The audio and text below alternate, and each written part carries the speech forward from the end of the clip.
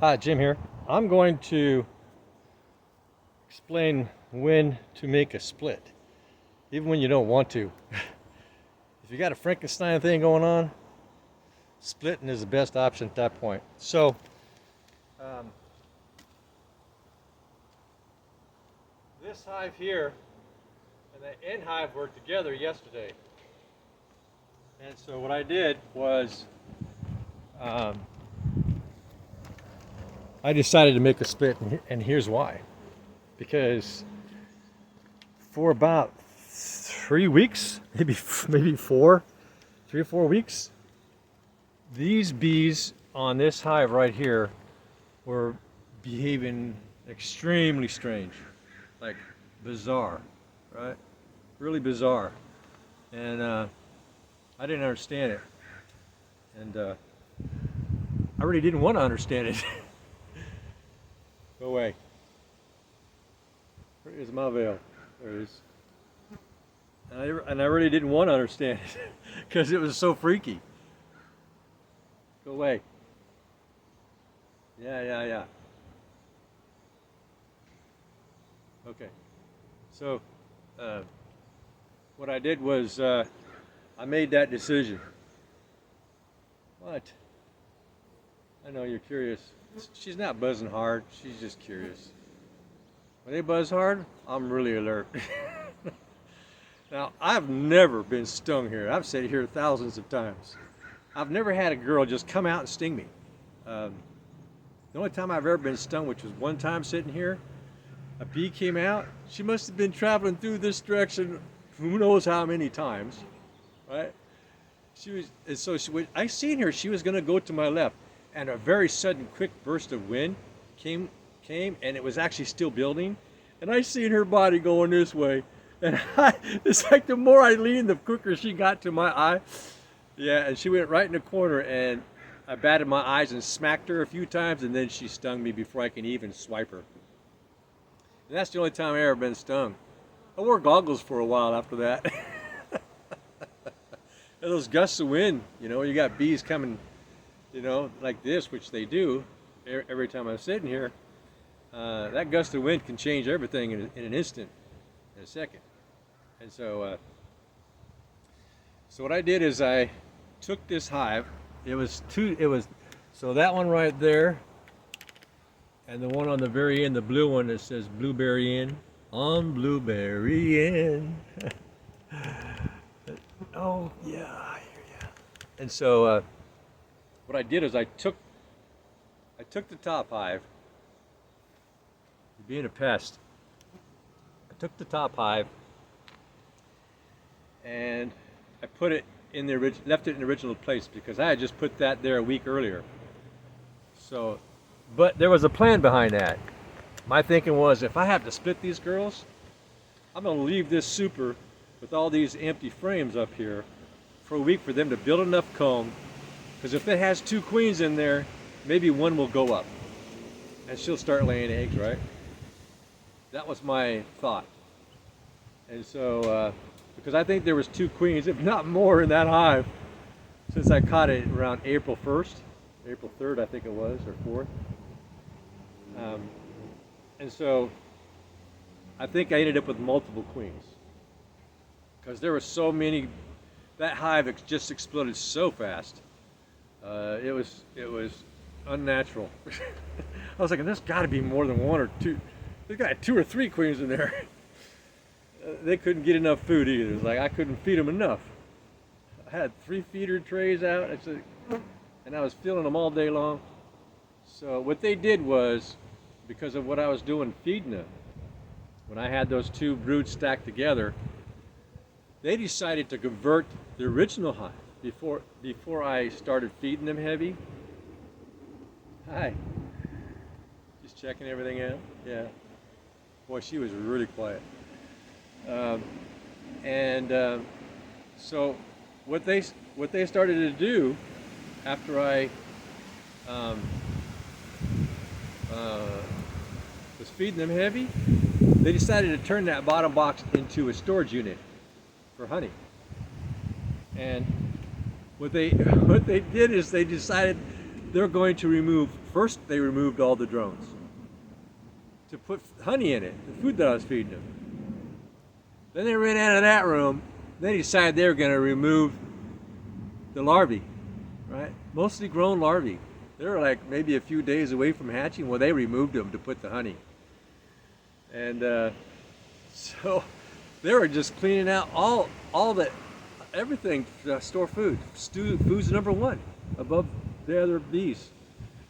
And so what I decided yesterday, well, I was already contemplating it for days.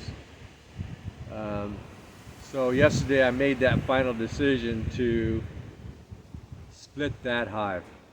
They wouldn't split themselves. They wouldn't swarm out. Right? Even though my suspicion was there was multiple queens. I found a queen on this towel the other day. I seen something moving. I was looking over here. I seen something moving. I said, "That's an awful big bug." I got a little closer. I realized it was our canola queen. Yeah, I know she came out of that. I suspected strongly she came out of that hive. They created a screen cell, and she was going out on her mating voyage to mate.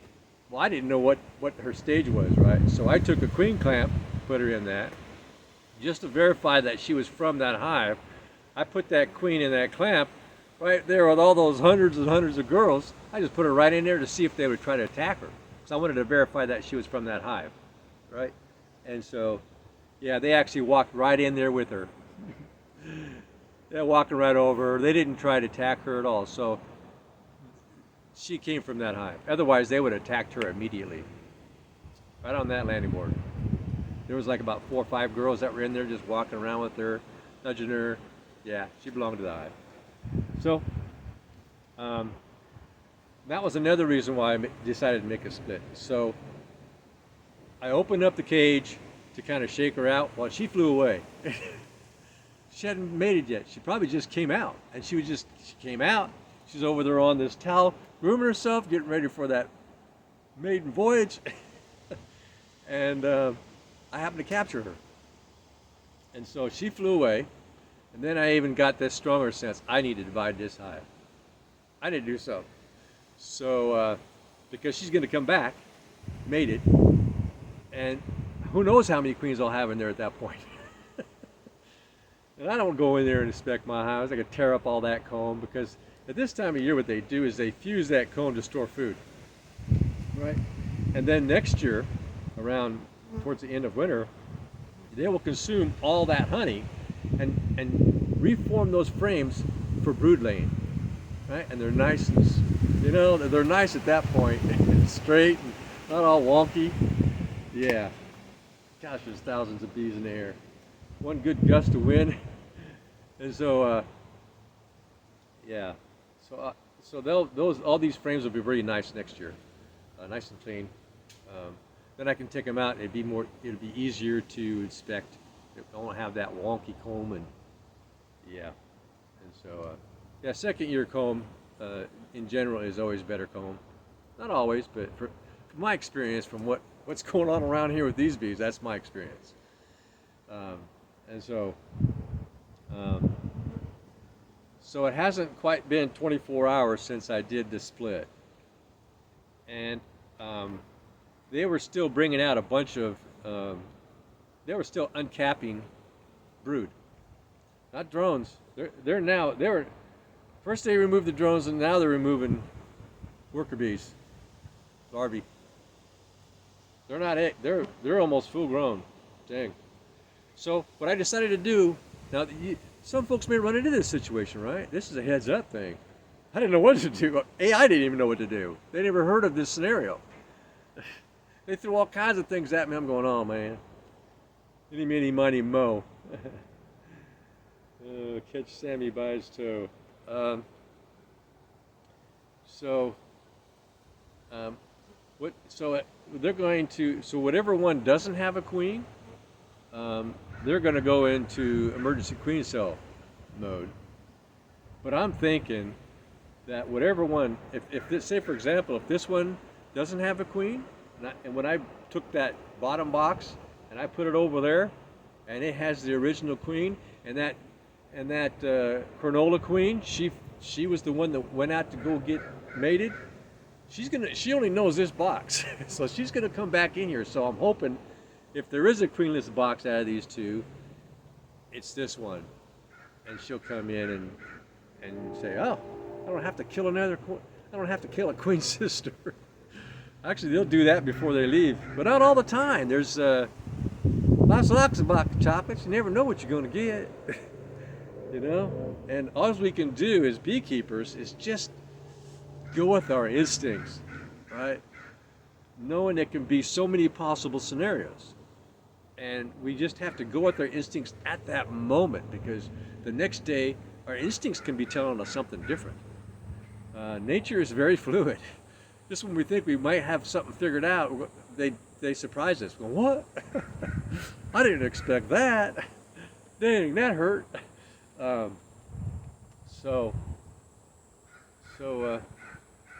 Yeah, pretty cool, huh? Right?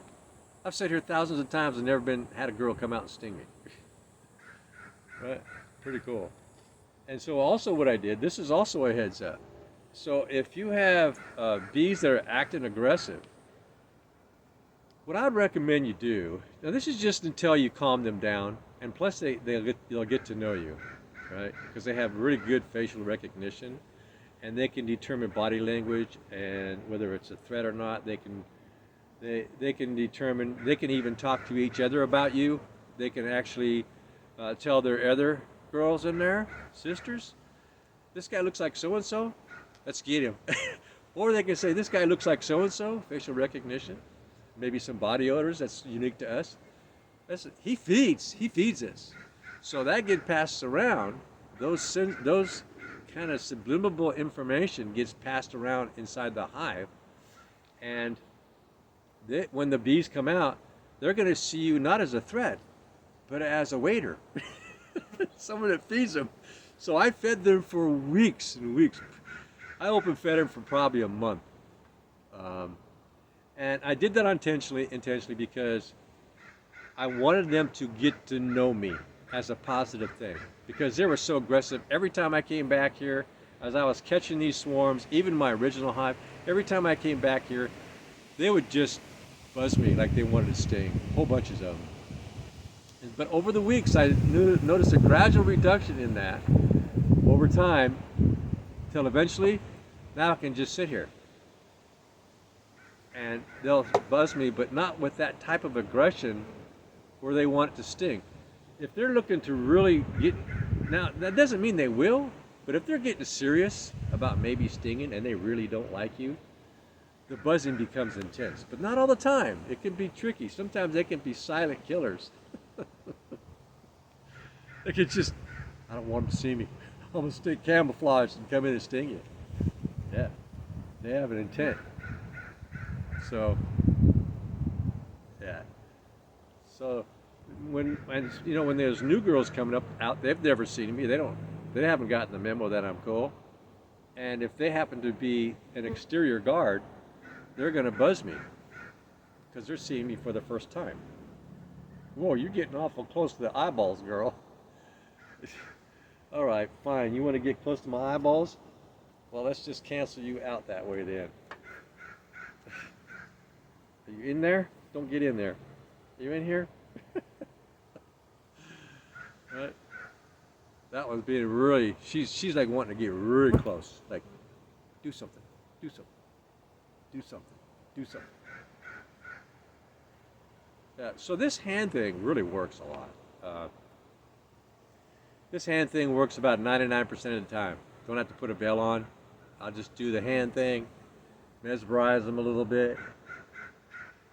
I'm not here, I'm not here. And they'll just go away. I've never had them just like land on me and sting me when I'm sitting here. Only when I'm doing something with them. Like the other day I was doing something with the hive and I pinched a girl. She didn't sting me, boy. She could have stung me so quick. She was underneath the stick, and I grabbed the stick, and I was squeezing her a little bit, and instead of stinging me, what she decided to do, oh, look at you, girl. You're as black as night. Look how black you are. So instead of stinging me, she vibrated my finger really hard instead of stinging. She didn't sting. She just vibrated really hard. That was interesting. It's like, I wonder why she didn't sting me. I would have stung someone squeezing me. She just vibrated really hard. And I let her go, and that was the end of it. So this girl here, she is a mix between, looks like an Italian and a Cronola. She's a mix. I have a wide variety, a wide mixture. So the Cronolas, they have narrow bodies. When they're purebreds, black as night, wings and all. Black head to toe, legs, everything's black. Whereas my Italians, they're light tan usually. I really like the genetic diversity. Well, you're really tiny. Did you just come out to go forage? You're such a tiny little one.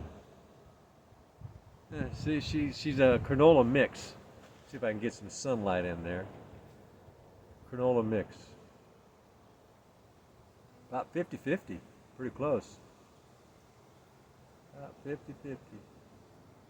Cronola mix. She's a half-breed. Half-breed. Yeah. I like to just watch their behavior. What you gonna do? You gonna act like a ladybug and fly away? Or were you kicked out of the hive? She might have been kicked out of the hive. Now it's not happening as much anymore. They're not kicking the bees out as much anymore. Everything, all that kind of stuff is, since I split the hive, all that killing and all that craziness has died down. Boy, you're aggressive. You're gonna get more aggressive? Really? Here, tell your sister to stop. Tell your sister to stop. Okay, you want me to leave. You don't know me? It's okay. You want to get on the phone? Just get on the phone or something. There you go. And so this one here, she might be new. Just hatched out. She's a new exterior guard. They're hatching out by the thousands. New girls all the time. Yeah, this one's getting louder. So as I continue to sit, sometimes they will get louder. And if I'm trying to observe something, and I get a girl that's acting really aggressive like that, what I choose to do is get out my net, and I will capture her to get rid of her pestiness. I guess it's a good thing I put on the bell anyways. This wind could have blew one right in my face. All right, girl. I got my butterfly net, and I'll sting like a bee.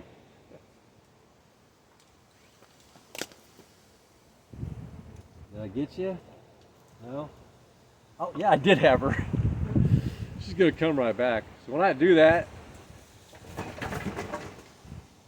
and they come out, and they get out, they come right back to my face. Every time. You gonna come? She's not sure. That thing, I went to that thing's face and it captured me. So sometimes what I'll do is I'll capture them and just set them on the ground, and kind of like putting them in the corner. And I'll leave them there until I leave. You gonna keep doing it? You know, put you in the corner. All right. Oh, maybe she stopped. But yeah, you think about that. The last thing they want to do is just go out and sting somebody. That's not what's on their mind. And that's why all the thousands of times I sit here, I've never been stung. Never. Buzzed a lot. Like that one wasn't even quite as loud as some of them I've heard. Some of them, oh my gosh, it sounds like a jet. and you're like right close to the engine. You know, it's taking off, full bore. Yeah. And so there you go. And so on January 1st, So I've given a lot of information about how to catch swarms. I've made lots of videos. And so on January 1st, my objective um, was to have 6 hives going into fall. And because I only had 1 hive at that point. So on April 1st, right around there, April 1st, I did the first split. And I did it exactly the same way as the one I just did yesterday. I put a brood box on top with just empty frames. I gave the queen and the bees a week to put enough comb in there for her to move up and lay some larvae. Right? Week's enough.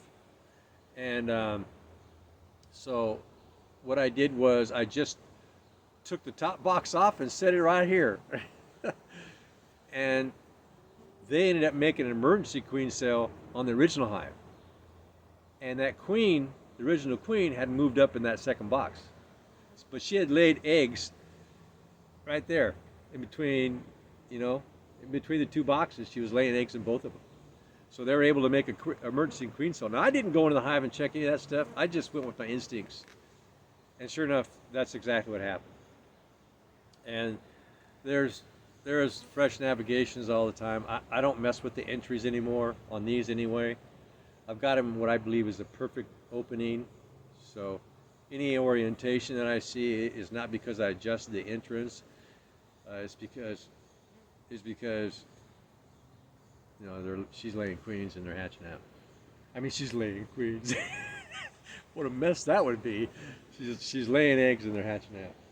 And so this is what my apiary looks like now, from 1 hive to 6, half a dozen. And they're all doing really good, except for that one I just did the split. So that had 2 boxes on it. That box right there was on the top of the blue one over there. And so what I did is I took that blue one that was on the bottom and I put that over at the end.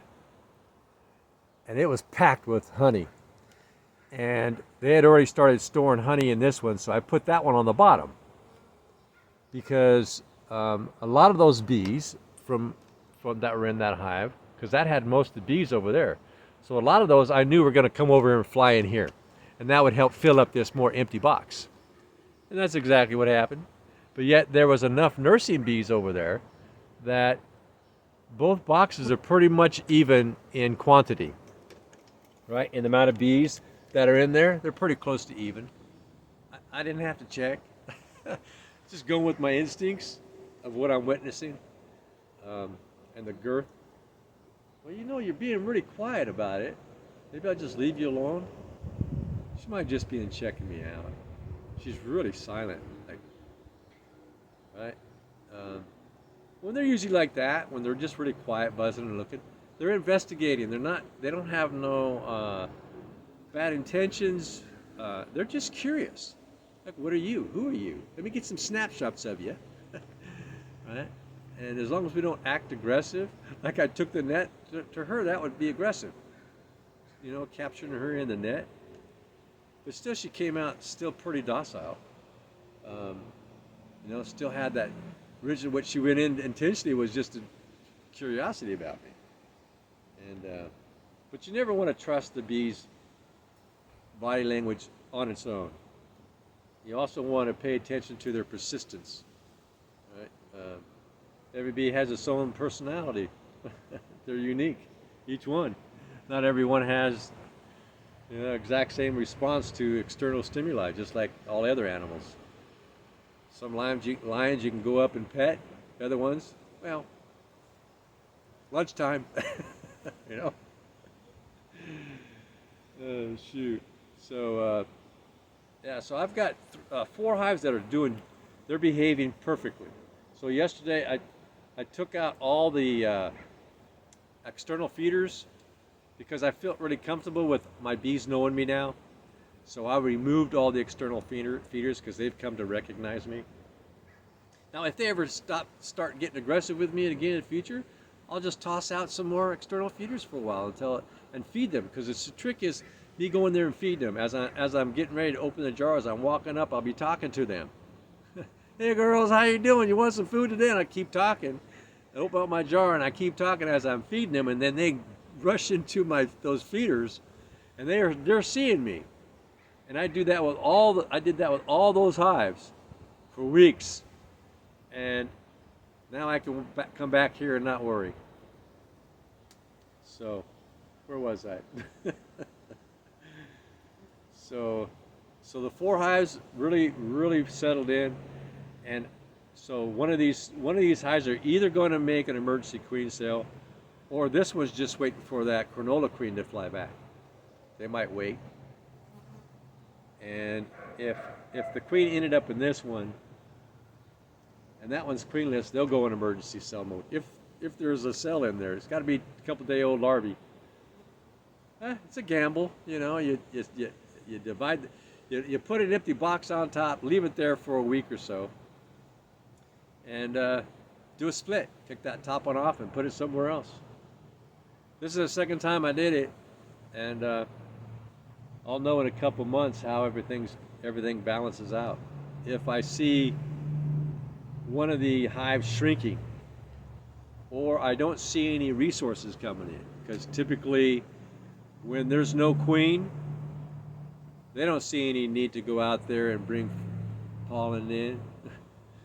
Like, well, I'm just going to wait to die. They'll just go out and feed themselves and then bring nothing back. Not always, but typically. But if you see a bunch of food coming in, you've done a split, and a week later, you're seeing a bunch of food coming in, well, they have plans of having a queen. They've got something going on, a queen cell, or maybe there was already a queen in there, a second queen, or something's already happening. They feel like something's happening. There's a chance, right? And so they're going to continue to bring in food,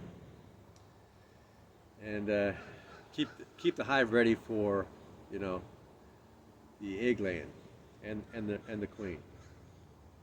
And so that's kind of my day.